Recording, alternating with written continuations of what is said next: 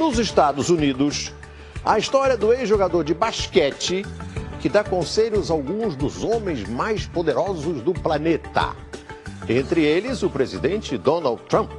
O ex-astro do esporte virou líder cristão e convence governantes, deputados e senadores a se reunir para estudar a Bíblia.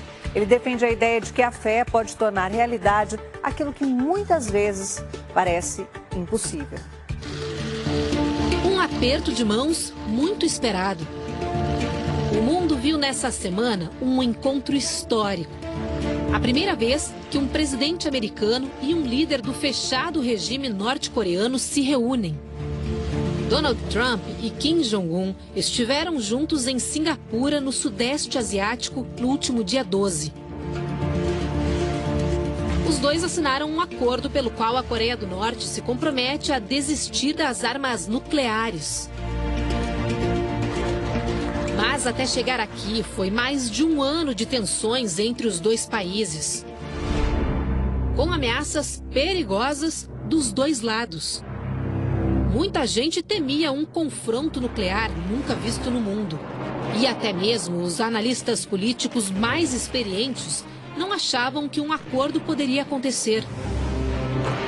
Em outras palavras, acreditar em um final feliz nessa situação seria visto como uma questão de fé e não de razão. Um grupo de estudos bíblicos americano é um exemplo de como a fé pode ter resultados reais no mundo da política. Quando este homem fala, algumas das pessoas mais poderosas do mundo param para ouvir, incluindo o vice-presidente dos Estados Unidos, Mike Pence, e o próprio presidente Donald Trump. Por isso, Ralph Drollinger é considerado um homem muito influente nos Estados Unidos. O trabalho do pastor Drollinger chegou até o centro das decisões no país mais poderoso do mundo. E uma vez por semana, um grupo se reúne aqui na Casa Branca para estudar a Bíblia. As aulas são ministradas por Drollinger, que recebeu o apelido de professor. Ele fala sobre como os ensinamentos do livro sagrado se aplicam à vida e ao trabalho dos servidores públicos. Com 2,15 metros de altura, Drollinger teve uma trajetória promissora no basquete. Por algum tempo, se recusou a disputar a milionária Liga Nacional dos Estados Unidos, a NBA. Isso porque já tinha se comprometido com uma equipe formada por jogadores evangélicos que se apresentava em todo o mundo promovendo a palavra cristã. No fim, Drollinger jogou 2 anos na NBA pelo Dallas Mavericks, mas no auge da carreira abandonou as quadras, segundo ele, depois de ouvir um chamado para mudar de vida. Felt a call on my life to go into ministry. O pastor recebeu nossa equipe na capital americana, Washington. Ele conta que, em 1997, com a ajuda da esposa Danelli, fundou uma organização sem fins lucrativos. A ideia era conquistar o coração dos políticos para os ensinamentos da Bíblia e, com isso, ajudá-los a servir melhor a nação. I think if they're enacting biblically based policy, really helps the nation. Drollinger se sente abençoado por Deus lhe ter proporcionado essa possibilidade e afirma: este é o trabalho da minha vida. Well, it's my life's work. O pastor já influenciou centenas de políticos, além de funcionários de carreira nos órgãos públicos do país. O grupo se chama Capitol Ministries, ou Ministérios do Capitólio em português, uma referência ao prédio onde funciona o Congresso americano. Ralph Drollinger não costuma revelar quem se aconselha com ele, a não ser que o político autorize. Sabemos da existência do grupo de estudos da Bíblia porque o assunto ganhou as páginas da imprensa internacional no começo de abril. Os encontros acontecem semanalmente e, por questões de segurança, são sigilosos. Entre os frequentadores estão o vice-presidente Mike Pence, o secretário de Estado Mike Pompeo, o secretário de Justiça e procurador-geral Jeff Sessions e a secretária da Educação Betsy DeVos. How to treat them with respect, even if they have differing opinions. Segundo Drollinger, a intenção é mostrar a esses homens e mulheres uma nova forma de conduzir suas vidas e suas vocações enquanto políticos. Assim, eles poderão legislar com muito mais confiança. Then they can vote with much more confidence. They can make laws much more confidently. O presidente Donald Trump defende essa ideia.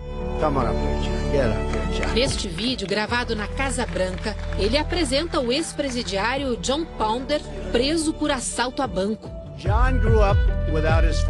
John ficou anos preso em uma solitária. Trump conta que ele se recuperou depois de começar a estudar a Bíblia e passar os ensinamentos aos outros detentos.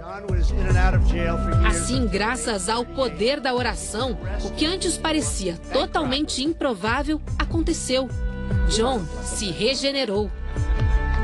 Trump diz então que John é exemplo de que, para resolvermos os muitos e muitos problemas e grandes desafios, a fé é mais importante que o governo.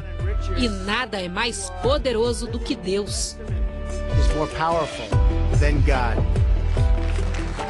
Reflexões como essas estão no Ministérios do Capitólio. A organização não autoriza nenhum tipo de registro das aulas, mas 2 senadores nos receberam em seus gabinetes para conversar sobre os estudos. James Lankford participa há 7 anos.